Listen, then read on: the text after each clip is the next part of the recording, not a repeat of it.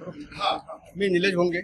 आज निवेदन या विषयासाठी दिलं आहे मी की नगरपालिकेनं प्रशासक राज्यात जी शास्ती लावली, लोकांच्या प्रॉपर्टीवर जी शास्ती लावली, ही लुटीचा प्रकार आहे. बऱ्याचशा नगरपालिकांनी पहिल्या जनरल मीटिंगमध्ये ठराव घेऊन ही शास्ती माफ करण्याचे ठराव पाठवलेले आहेत, पण शेगाव नगरपालिकेने अद्यापर्यंत हा ठराव पाठवला नाही आणि यावर कुठल्याही लोकप्रतिनिधीने आवाज उचलला नाही. तरी या लोकांची होणारी लूट थांबवण्यासाठी आणि हा 2% शास्ती माफ करण्यासाठी आज मी हे निवेदन दिलं आहे. या निवेदनावर सकारात्मक विचार न झाल्यास शेगावकरांना सोबत घेऊन एक उग्र स्वरूपाचे आंदोलन नगरपालिकेच्या विरोधात करण्यात येईल. खरंच का अभय योजनेबाबत, त्या शास्तीबाबत आणि ती शास्ती माफ करण्याबाबत प्रहारची मागणी हे एक थोटांग आहे का?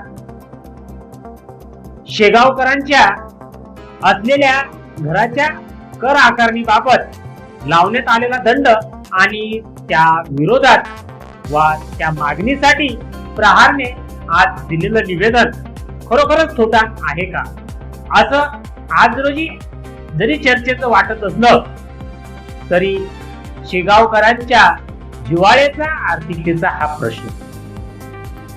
अभय योजना ही शासनाची योजना, जेणेकरून कर वसुली व्हावी आणि नागरिकांना असलेला दंड हा 50 ते 100% पर्यंत रद्द व्हावा, हा त्या मागचा उद्देश. आणि हा उद्देश साध्य होणं ही नागरी हिताची गरज. शासनाने ही अंमलबजावणी 25 एप्रिल 2025 च्या दरम्यान जरी केली असली तरी मध्यंतरी असलेला प्रशासकीय कार्यकाळ पाहता यावर कोणतीच अंमलबजावणी झालेली पाहावयास मिळत. आणि याबाबत स्थानिक नव्याने नुकतेच जानेवारी महिन्यापासून रुजू झालेले नवनियुक्त नगराध्यक्ष आणि नगरसेवक यांच्या माध्यमातून असा ठराव घेऊन या नागरी हितासाठी हा महत्वाचा विषय ठरू शकतो, असं मत आता सुजाण नागरिकांच्या माध्यमातून समोर आलंय. आणि त्याबाबत उदाहरण द्यायचं तर पुणे महानगरपालिका, त्याच बाजूवर अकोला महानगरपालिका यांनी सुद्धा अभय योजनेच्या माध्यमातून नागरिकांना दिलासा देण्यासाठी घेतलेली भूमिका हा एक उदाहरणार्थ दर्शवण्यात येतो. तरी प्रहारचे जिल्ह्याचे सर्वेसर्वा असलेले निलेश भोंगे यांच्या माध्यमातून नगराध्यक्ष यांना दिलेलं हे निवेदन नक्कीच नागरी हिताचं आहे. आज शेगावकरांसाठी वा ज्या घर मालकांसाठी जो कर आकारणी करण्यात येतो त्यावर तब्बल लावण्यात आलेली शास्ती ही 2 कोटी म्हणजे 2.25 कोटीच्या जवळपास असल्याची अधिकृत माहिती प्रशासन स्तरावर देते.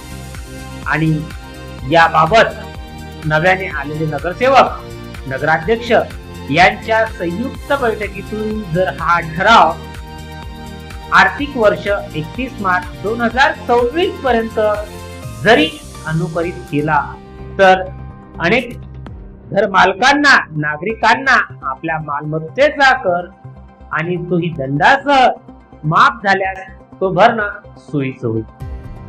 आणि म्हणून अभय योजनेच्या माध्यमातून जी शास्तीची योजना आहे ती लागू करा, अशी मागणी प्रहारच्या वतीने करण्यात आली.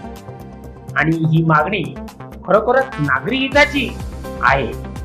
आणि एवढंच नाही तर नागरी हितांना न्याय द्यावा आणि त्यांना प्राधान्याने सहकार्य करावं, असं प्रहारचे निलेश भोंगे यांनी त्या निवेदनातून म्हटलं आहे. अन्यथा शेगाव शहरातील सुजाण नागरिक आणि मालमत्ता करधारक या आंदोलनात प्रहारच्या पाठिंब्याशी असतील, हे त्या निवेदनातील मजकुरावरून निदर्शनास येईल. स्थानिक नगर परिषद ही एक स्थानिक स्वराज्य संस्था. स्थानिक स्वराज्य संस्थेला मंत्रालयाप्रमाणे स्वतःचे एक वेगळे अधिकार असतात आणि त्यामध्ये असलेले लोकप्रतिनिधी यांनी जर पुढाकार घेतला तर प्रशासनाच्या तिजोरीत आर्थिक भर वाढेलच. आणि त्या अनुषंगाने नागरिकांच्या ज्या शास्तीच्या रूपाने 2.25 कोटी रुपये जे नागरिकांवर आकारले जाणार ते सुद्धा माफ झाल्याने नागरिक सुद्धा या शास्तीपासून दिलासा घेऊन आनंदाने जगतील ही बाब तितकीच महत्वाची। तरी निलेश भोंगे यांच्या माध्यमातून दिलेलं हे निवेदन खोटांग नसून ते नागरी हिताचं आहे असं त्या पत्रावरून जाणवतं आणि शेगाव नगरपालिका नव्हे तर इतर महानगरपालिकांनी असे ठराव घेऊन नागरी हित जोपासलं आहे आणि ती संधी सध्या असलेल्या नगराध्यक्ष आणि नवनिर्वाचित नगरसेवकांना चालून आली आहे। तरी त्यांनी त्या पद्धतीने जर असा ठराव घेतला तर खरोखरच नागरी हित साधले जाते आणि तोच नागरी हिताचा खरा विकास व्हायला सुरुवात होईल। नववर्ष हे नुकतंच लागू झालेलं आहे आणि या विकासात्मक धोरणासाठी एक विशेष सभा वा सर्वसाधारण सभेमध्ये याला प्राधान्य देऊन हा मुद्दा घ्यावा असं आता जनमानसात बोललं जाऊ लागलं। सदर व्हिडिओ आवडला असेल तर लाईक करा, सबस्क्राईब करा आणि मला ऐकून घेतलं त्याबद्दल धन्यवाद।